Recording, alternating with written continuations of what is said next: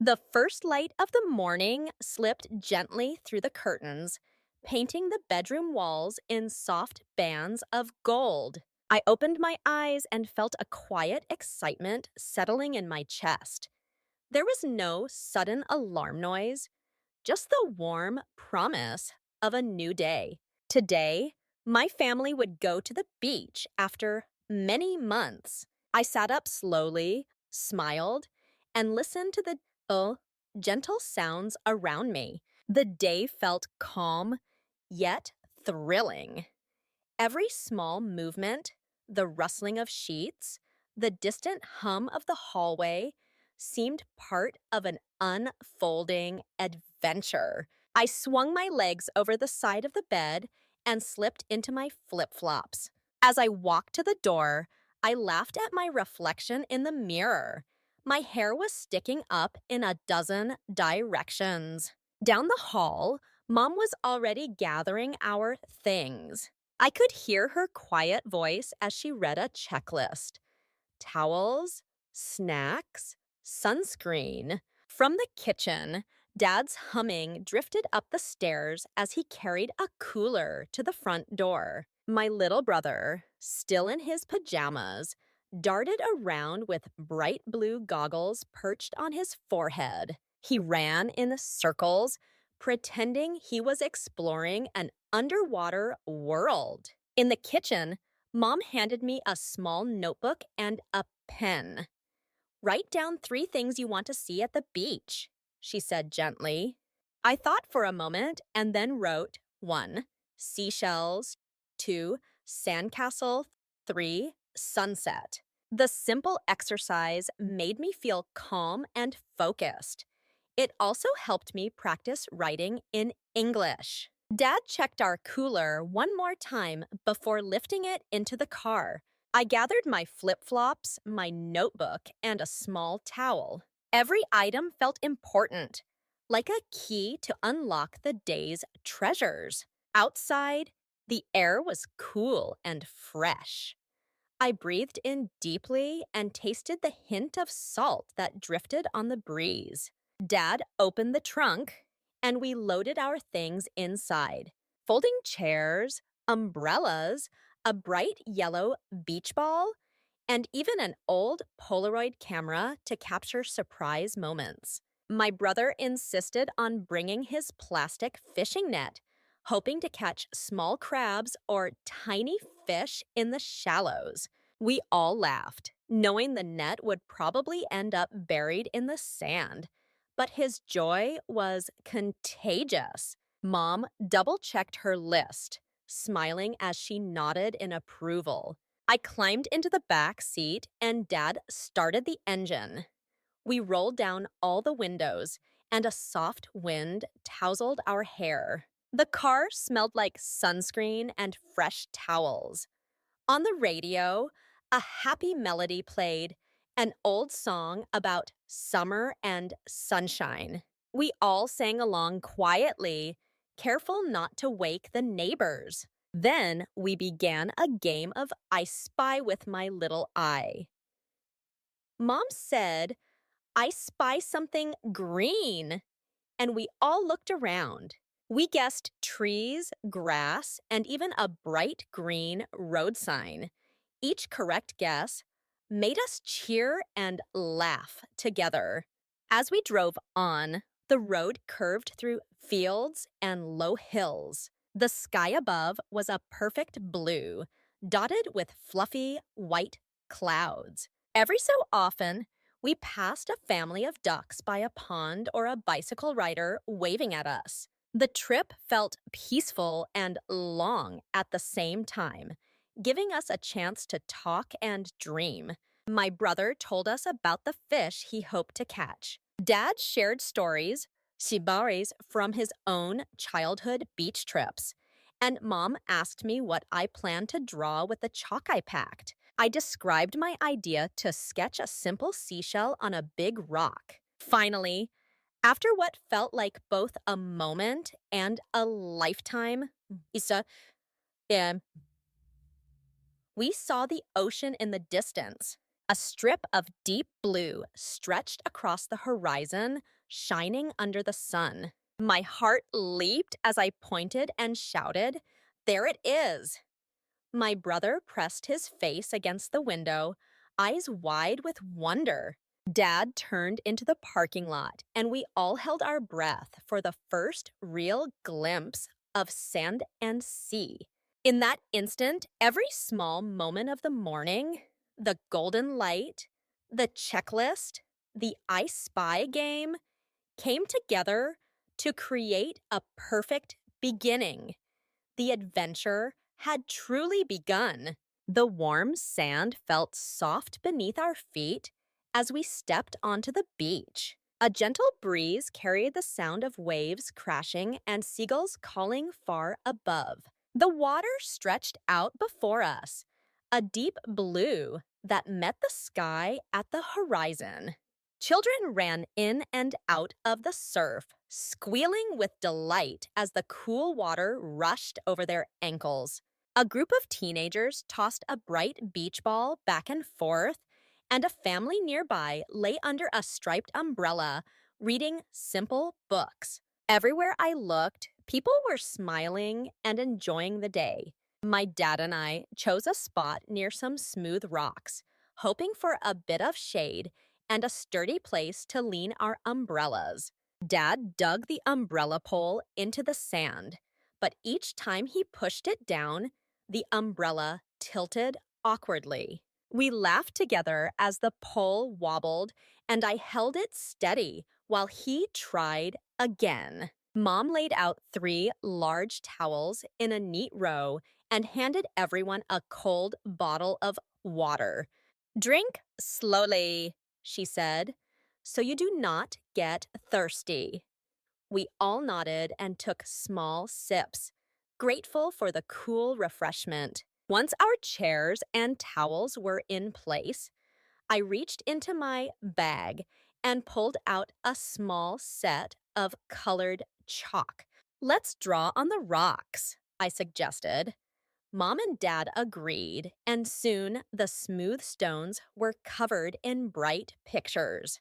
I drew a large seashell in pink and yellow, while Mom sketched a simple palm tree. Dad made a smiling sun with orange rays, and my brother added little fish in blue. Passersby paused to look, and one young girl even asked to take a photo. Our chalk art made the rocks look like a small outdoor gallery. After drawing, my brother and I started hunting for shells and other treasures. He ran along the shore, picking up smooth stones and tiny pieces of driftwood. "Look at this one," he called, holding up a shell that curved like a small hill. I found a flat white shell that looked like a plate, and we compared our finds. I wrote each discovery in my notebook.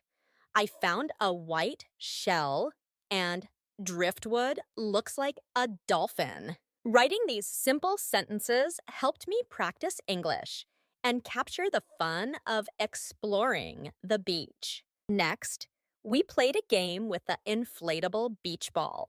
We stood in a circle and tried to pass the ball without letting it touch the sand. Sometimes the ball slipped and bounced toward the water, and we all ran to save it.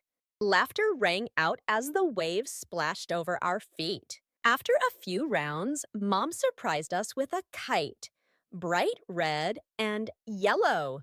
We took turns holding the handle and letting the wind lift the kite high above the water. My brother held the string tightly, stepping forward as the wind pulled. "I am flying my kite," he shouted, jumping with joy. Soon, it was time to build a sandcastle. We gathered buckets and small shovels and began shaping the walls.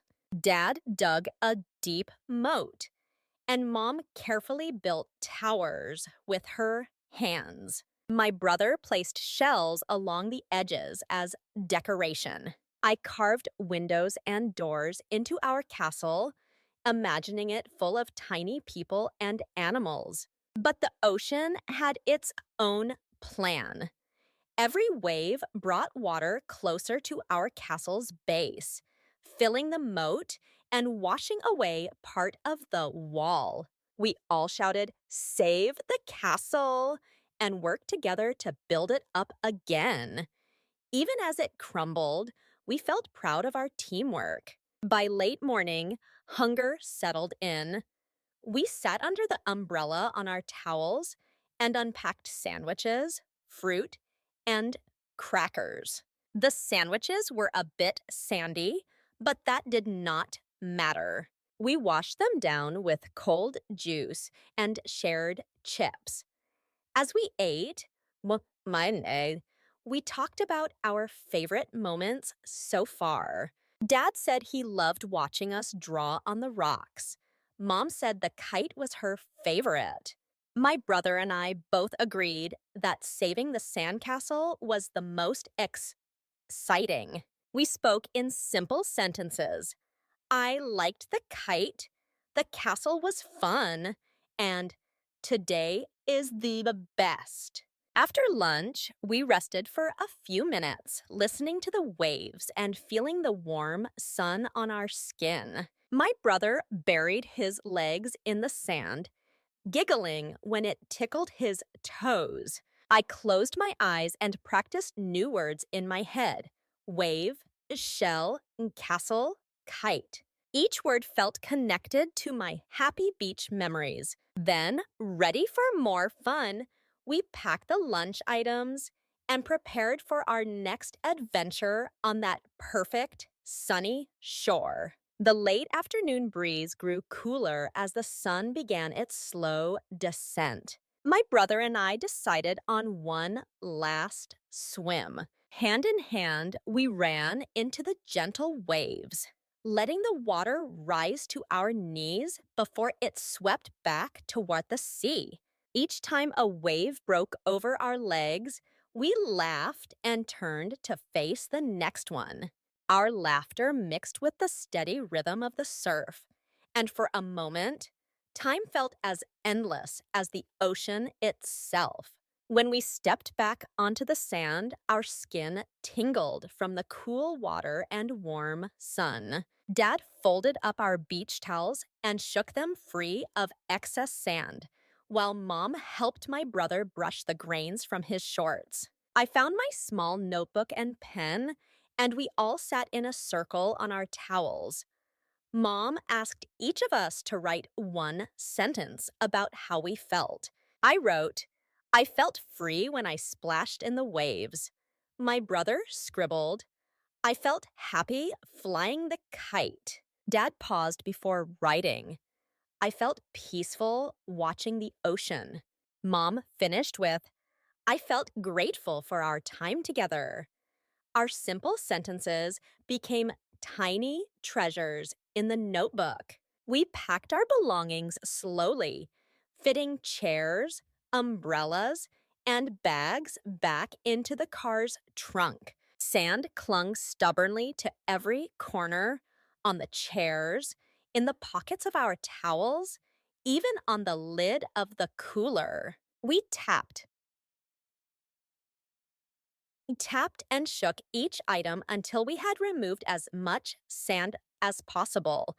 But a few grains stayed behind, like golden souvenirs of our day. Before leaving, my brother ran back to the shoreline to retrieve his plastic fishing net that had been left by the water's edge. He held it up with pride, as if he had rescued a lost treasure. Dad called him over, and we all gathered for a quick photo with the Polaroid camera. The picture showed 4 smiling faces framed by the glowing sky and the rolling sea behind us. We slipped it into a clear pocket of Dad's wallet to remember this moment. As we drove away from the beach, the car grew quiet. My brother fell asleep against the window, clutching his towel. Mom stared out at the fading light, her face soft and calm. Dad tapped a gentle rhythm on the steering wheel, lost in thought. I watched the sky through the windshield, where streaks of orange and pink painted the clouds. The colors shifted slowly, as if the sky itself were breathing out the day. I opened my notebook and wrote two final lines. The sunset painted the sky with hope, and I felt grateful for my family and this perfect day. The words felt enough to hold all the warmth and joy tucked inside my heart. When we finally reached home, the sky was a soft gray, the last glow of day slipping away. I carried my notebook inside and placed it on my desk, knowing that its pages held more than words. They held memories. As I washed the last traces of sand from my feet, I realized that learning English through stories like this one made every feeling easier to capture and share. That night, beneath a blanket of stars, I closed my eyes and whispered, "Thank you for this day." And I knew I would carry its gentle waves and golden light with me in every new story I told. Over the course of this story, we followed a family as they prepared for and enjoyed a perfect day at the beach. In the morning, they woke up slowly, filled with quiet excitement. They packed towels, snacks, umbrellas, and even a small notebook to record their discoveries. On the road, they played simple games and sang along to songs on the radio. When they arrived, the warm sand and gentle waves welcomed them. They chose a spot near smooth rocks, drank cool water, and then used colored chalk to draw bright pictures on the stones. Next, they searched for seashells, stones, and driftwood, writing short sentences in the notebook to practice English and remember each treasure. They played games with an inflatable beach ball, flew a colorful kite high above the water, and built a sandcastle with tall towers and a deep moat. With each wave that washed part of the castle away, they laughed and worked together to rebuild it. At lunchtime, they sat under the umbrella and shared simple sandwiches and juice, talking in easy English about their favorite moments. In the afternoon, they took one last swim, letting the cool water rush over their legs and laughing as they splashed each other. They rested on their towels, writing one-sentence journals about how they felt: free, happy, peaceful, and grateful. When it was time to pack up, sand clung to every item, serving as a small souvenir of their day. They took a quick Polaroid photo, capturing 4 smiling faces framed by the glowing sky and ocean behind them.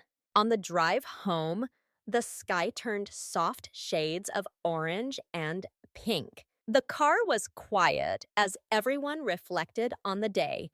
They wrote 2 final lines in the notebook. The sunset painted the sky with hope, and I felt grateful for my family and this perfect day.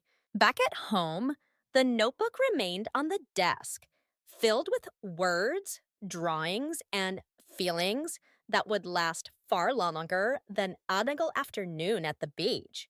This story reminds us of the power in small moments shared with loved ones. Simple activities, drawing with chalk, flying a kite, writing a single sentence, can create memories that last a lifetime. By taking time to pause, observe, and record our thoughts, we practice both mindfulness and language learning. In your own life, you can apply this by setting aside special time with family or friends, carrying a small notebook to capture new words, and celebrating small victories each day. Congratulations on listening all the way through. You have worked hard and improved your English listening and comprehension skills. Now, let's have a quick quiz. What did the family use to decorate the rocks? A. Chalk. B. Paint. Please comment your answer, A or B, below. If you enjoyed this story, please subscribe to support our channel and help us create more free content for English learners. If you can, consider making a small donation. In these early days, every bit of support helps us continue offering high-quality, free lessons. Thank you for learning with us.